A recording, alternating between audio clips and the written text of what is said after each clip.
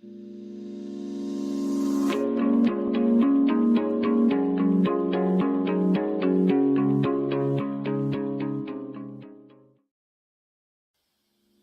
Helen Partlow with Waypoint Immigration USA, and we just released a brand new free NIW Success Guide. It's a step-by-step roadmap showing you how the NIW works, the evidence USCIS looks for, and the mistakes to avoid.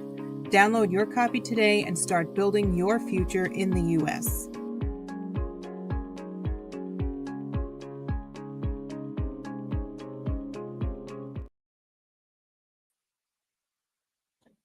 Hello, everybody. Happy Tuesday. I am coming to you live as usual on LinkedIn and YouTube. And I also just joined the live stream on Instagram. It's not a platform I'm terribly active on, but I do have an account over there. Maybe I should start posting over there more as well. But I figured since I had the account, I might as well go live on that as well. So if you want to make any sort of comments along the way, please do. I'm going to be talking about the 3 different prongs of Dhanasar and how does that relate to your EB2 NIW application. So just to get started, I'm Helen Partlow. I'm an attorney at Waypoint Immigration. I'm an attorney licensed in New York and Massachusetts. I practice immigration law, primarily EB2 NIWs and EB1A applications. And what we're going to talk about today is just kind of for your general knowledge. It's not specific attorney advice or anything like that. If you do want to get specific attorney advice, we are happy to talk to you. You can go to waypointimmigration.org and then you can look for at the top where it says appointments, and we have a bunch of different types. So we have EB2 NIW where you would meet with me or Alex, and I believe Stephanie. You can do one for EB1A as well, where you would talk to either me or one of the other attorneys. And we have a lot of other ones too. So, if you are just planning your career or you have some sort of other kind of more complex situation, there's like a catch-all other category. If you're looking for like a marriage green card, or if you were recently laid off, unfortunately, we have a category for that as well. Any sort of visa stamping, etc. So, we are more than happy to meet with you all. And I have the URL there at the bottom, waypointimmigration.org, and at the top we have the different tabs, and you would just select appointments and then you would go from there. All right, so then with that said, I always like to start off kind of rebutting any sort of rumors that are around for the EB2 NIW. And a lot of the time people think like, oh, this is going to be a quick fix, right? EB2 NIW is a long-term solution. Everywhere across the whole world, there's a backlog of people, about 3 to 5 years. I'm sure it's probably gearing more towards that 5 as we're going along with time, with all the delays and things like that. But this is a long-term solution. So the EB2 NIW does not grant you a status. It doesn't give you any EAD or employment authorization or anything like that. So it will not allow you to be in America until you get that green card.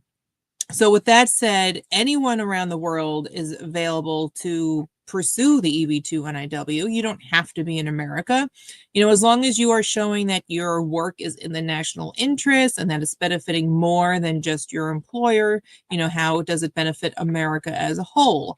So you can still be in America, obviously, and a lot of our clients are in America on like H-1B, or maybe they're, a student on OPT or something like that, and they're looking for some sort of solution here to stay.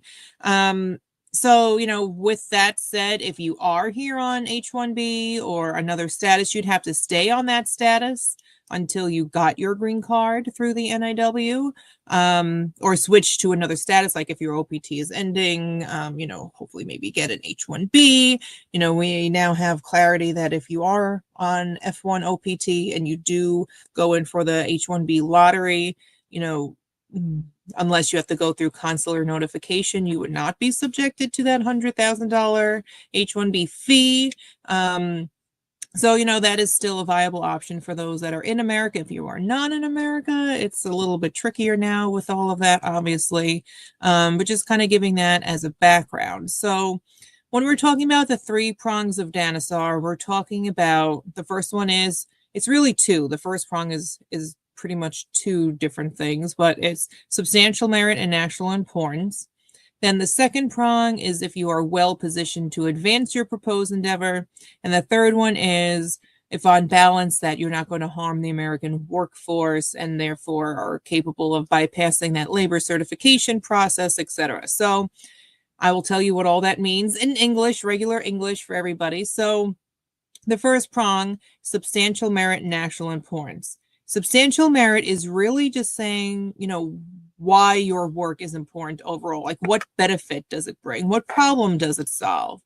Showing the national importance is showing how your work aligns with the goals of America. So, goals of America, improving infrastructure, adopting AI and machine learning, anything with typically with a public health kind of a benefit to show that you're helping streamline things.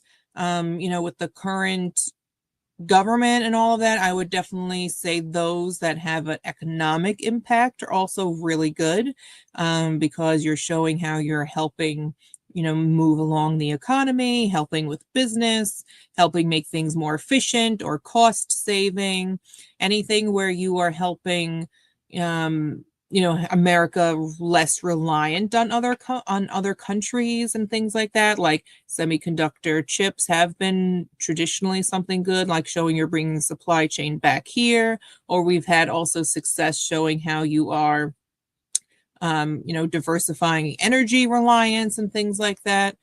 Yeah, so those I would say are, kind of showing that your work aligns with the goals of America. And when I say that, we're looking to show support for that, obviously. We're not just going to make the claim, we have to show evidence. So we would be using like executive orders or any sort of things that are done by a department or any sort of commission, any sort of government entity, that is also showing that it is pursuing these types of goals. So a lot of people tell me about the critical and emerging technology list.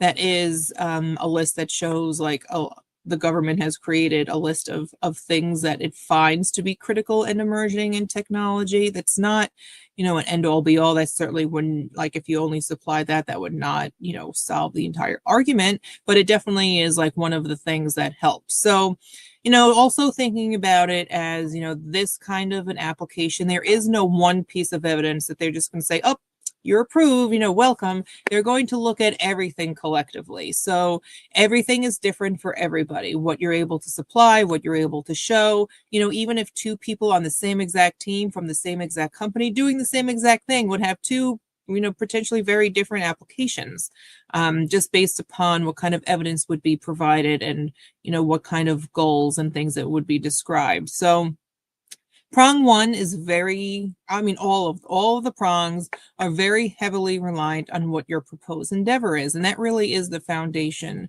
of the entire application. So your proposed endeavor is not one of the prongs. It's not one of the three prongs. I talk about it a lot, but it is how you will be beneficial to America in the future beyond just your company. So you're trying to give the officer a roadmap, okay, what will you realistically do? How will you actually accomplish this? What kind of short-term goals and long-term goals do you have? What methodologies, techniques, and technologies will you use to help bring this about? What is the goal? If you just say, I'm going to help small businesses adopt AI, okay, that I can see is in the national interest, AI adoption, it'll help streamline, be more efficient, bring in more money, reduce costs. There's a lot of benefits to that. But how are you going to actually do that? What steps will you take? Because it is not an evaluation of your field. It's not an evaluation of your job or your company. It's an evaluation of you. What can you as one individual do realistically to help bring about this sort of a change that will result in this kind of an impact? So it is very specific to you. And, so when you are describing your proposed endeavor and, telling the officer what you'll do, you want to say, like, does this look realistic? Like, you want the officer to say, like, oh yeah, they could pull this off. They have a really great plan. They've thought it through. They have it kind of figured out. And then they could kind of see where that impact will land and then how it does align with the 3 different prongs. So, having a very good basis of the proposed endeavor is super important. I've seen a lot of RFEs where I've gotten consultations from people that have received RFEs that they come back and they'll say things like, prong 1, they need more evidence for this RFE because, it's too tied to an employer. Your proposed endeavor is a mission. It's not something that, is tied to your job, tied to your company, your title, any of that. It's a mission that you're on. So it should be something you're able to pursue in the next job and the next job. Like, it's not in those confinements, right? So we're looking to see, is it mission oriented? Do you have a good roadmap? Does it make sense? Is there merit? That goes to the prong 1. Prong 1 is substantial merit, national importance. Why is it important that this mission be fulfilled or progressed in, at least? Like, if you're, no one is going to hope, I mean, maybe one day, but like, if you're saying, like, I'm going to help solve cancer, like, you don't have to actually help cure cancer or anything like that, but you have to help progress towards those steps that you're laying out to the government, whatever it may be. So prong 1 is really a lot of researched items. It's something that we do as a team much more than the client, determining different various impacts to make these arguments with: economic, technology, public health. There could be ones beyond that, like infrastructure, and it all depends on what you're doing. But that is something that is very much research based, showing the merit of it and how it aligns with the goals of America.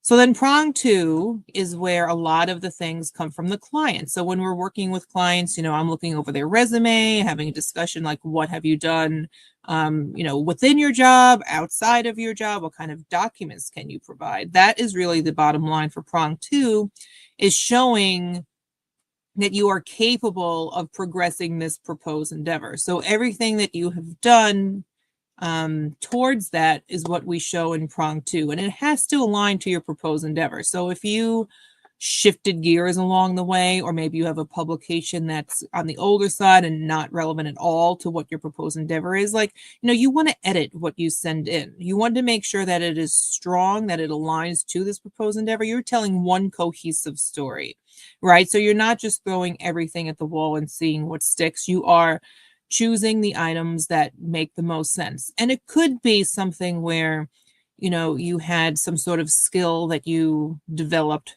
through one job or one degree, and now you're kind of a little bit off, but you still have that foundation. So you're still using those same skills. You're still using that same experience, but just in a new way. You can still use that.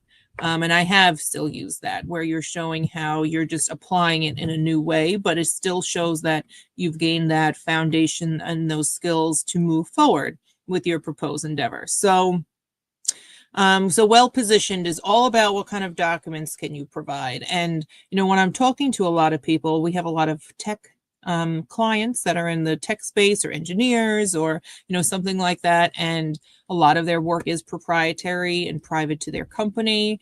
And it is a struggle to find out what kind of documents could they actually provide for this, because in this day and age, November 2025, we are looking for a lot more objective evidence. USCIS officers definitely going to push back if you don't have clear, quality, objective evidence, and you can't just supply reference letters. So if you supply only reference letters, they need to be verifiable. The officer is going to say, what is the proof beyond these letters? There is, you definitely need to supply things. So, it could be things like internal presentations you've done for your department. It could be some sort of report or memo. Something with results is always really good, showing that your efforts have resulted in, a cost reduction, increased efficiency, some sort of public health gain that, had better results. Whatever it is definitely the best to show for well positioned. And this prong is, very past oriented, accomplishments that you have done, and your proposed endeavor is things that you will do. So they're trying to gauge what will you do and how impactful can you be based upon how impactful have you already been. So, if you're going to tell the officer, like, oh, I'm going to do all this research, I'm going to find a better way to diagnose breast cancer or something, just as an example. If you've never published before, if you've never done conference work, like, speaking or paper presentations or anything, how is the officer going to say, like, oh, well, why are you going to suddenly now change? You want to make sure that you're showing that this is a genuine part of who you have been and who you will continue to be, right? So it should be things that you have been doing on a longer term to make the application more successful. I mean, overall, the NIW is future focused. How can you be impactful in the future? But the reality of it, of what it is today in 2025, November, they want to know, how have you already done these things? And therefore, it'll show your likelihood of continuing in the future in doing that. So a lot of people that aren't able to get a lot of work documents, I have talked to some people that are new in their position. They may have 5+ years experience, but they haven't really gathered anything. And now they're new in a position and they don't really have results because they are new. If you're been at your job for 6 months or less, chances are you don't really have that measurable outcome to really help show. I mean, maybe you do, maybe you don't. But then relying on past jobs to show that, and it's a lot harder to get documents. So, it's definitely best to gather these documents as you go. If you are planning on doing an NIW, not right now, but in the future, seeing what you can get to help prove this second prong is really, really important. And then the third prong is the balancing test. And that really is like the crux of the whole application. Even though there's been a lot of RFEs that are failing at prong 1, it really is prong 3 that you are showing that you are impactful beyond your company, that you can benefit America, not just your company. They're not looking for someone on this type of green card it's going to come and just make Amazon more money. Amazon's got a lot of money already. So America wants to know, like, okay, well, you're making Amazon money, but, what's in it for us? As a country, they want to know, how are you transforming things beyond just Amazon, just as an example, or Google or, wherever. So this third prong is really showing how that translates to America as a whole. We want to show things as to why is it urgent that these things happen, if there's some sort of, global competition, increased infrastructure, something that's going to help save lives or quality of life at the end of the day is important to show, again, going back to helping to diagnose breast cancer earlier. Obviously, if someone gets diagnosed earlier, they have maybe more treatment options, and then their life expectancy is much better.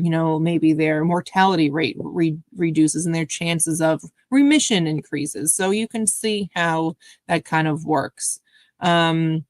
They also want to know, like, how will you not harm the American workforce? So, we have said things in the past that is not maybe as successful anymore since there was a policy update, but we would say, like, the field itself is increasing at such a high rate, there's not enough people to help fill the spots and to help move things forward.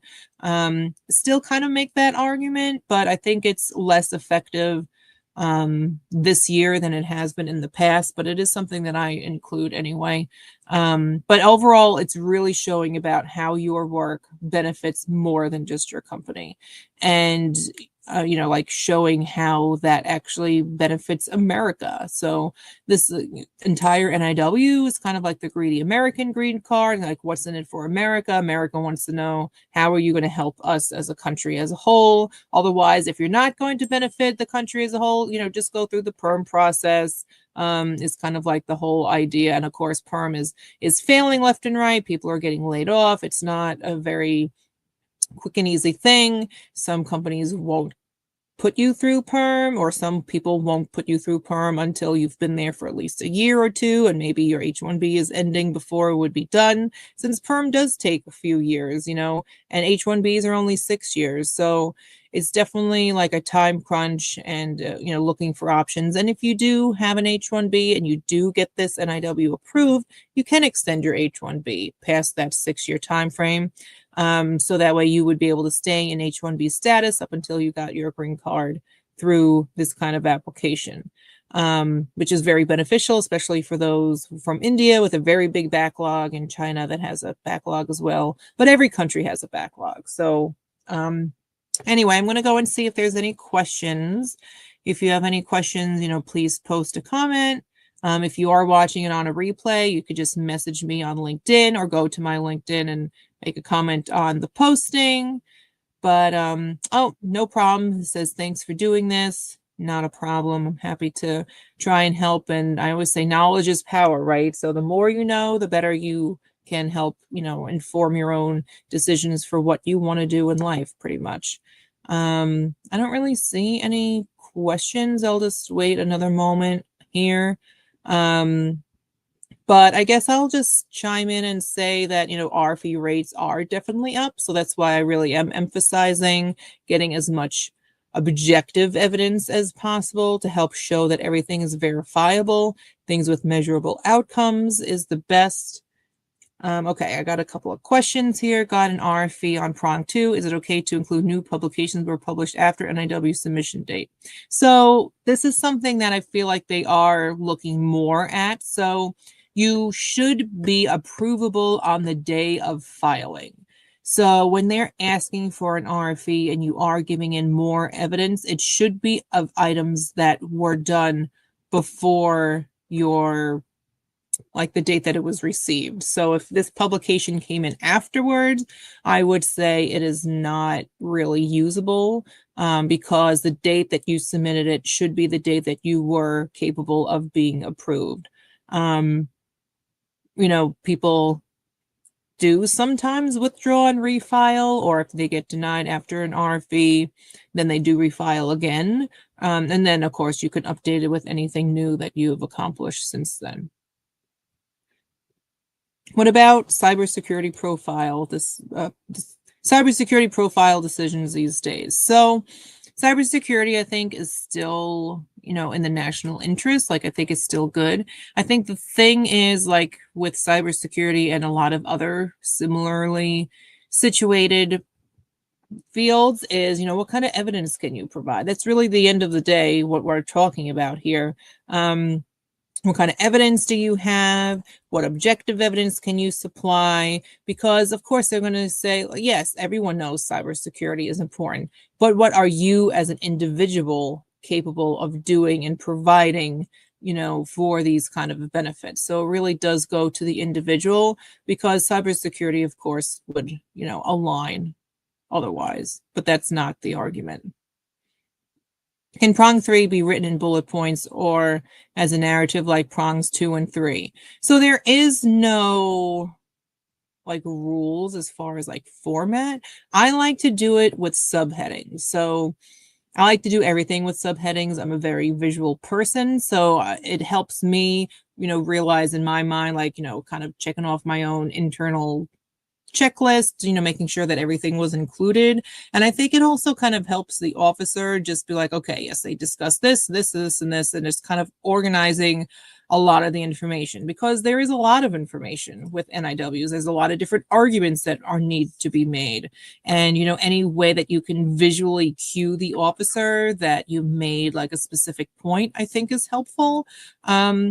I personally, like, it's just not the legal way to use bullet points per se. I mean, occasionally maybe I'll use a bullet point here or there to prove one or two things, but it's really not written out that way.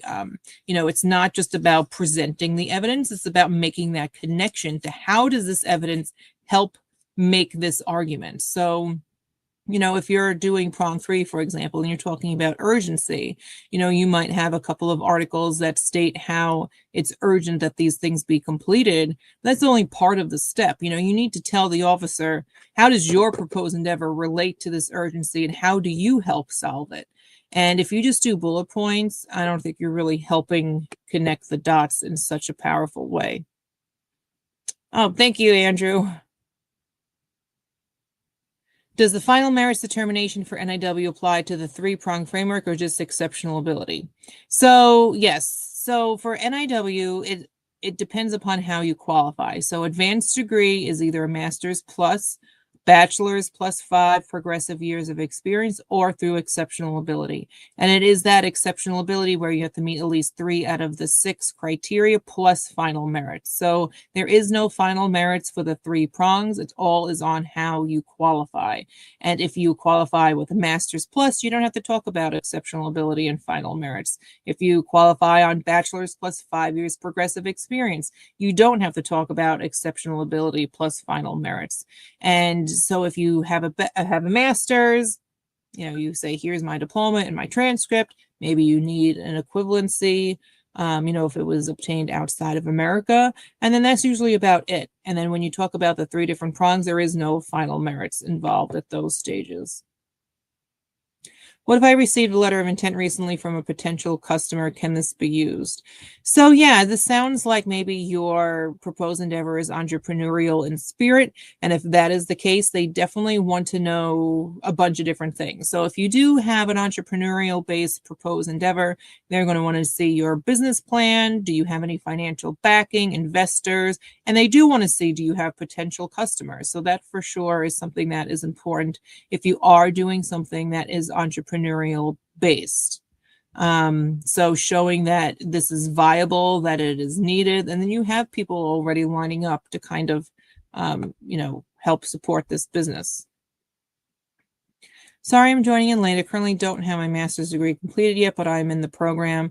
I'm also working as a researcher with 2 years experience, several publications, also review and a mentor to some students outside of USA. Can I apply based on the matter of Dhanasar? So this would be, I'm assuming that if you are completing a master's, that you probably already have a completed bachelor's degree.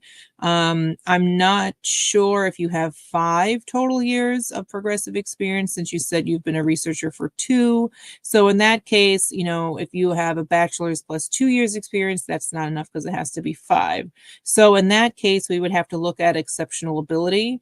And at exceptional ability, you're showing that you are above your basic person in your field. So we are looking to see, if you do have a completed bachelor's, that could be education. That's one criteria. Criteria 2 is being recognized by experts in the field. So that could be something like your publications, your reviewer, your mentoring.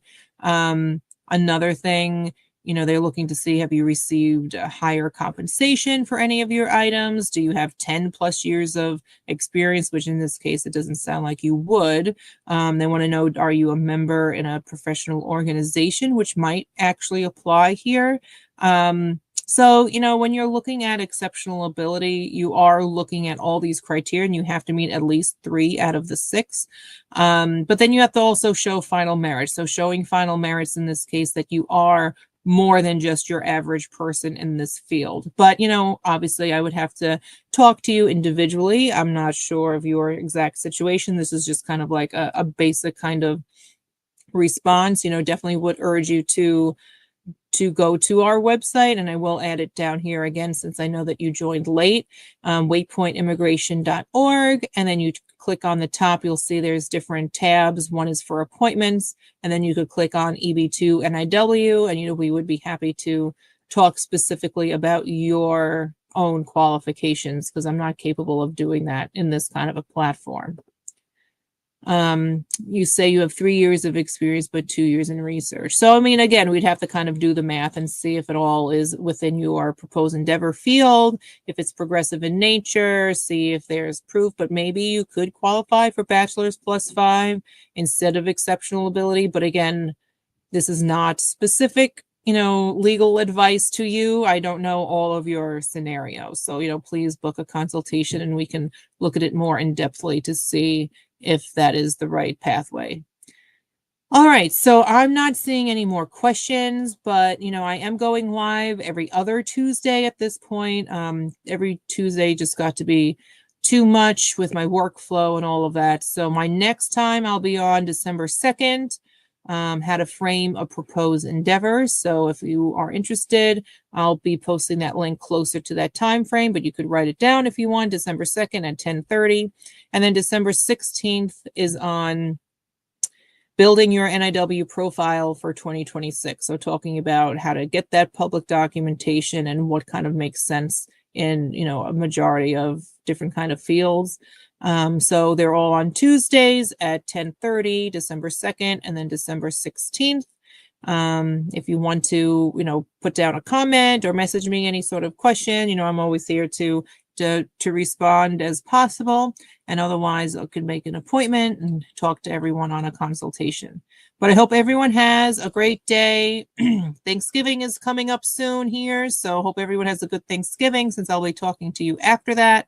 And yeah, we're here if anybody needs anything.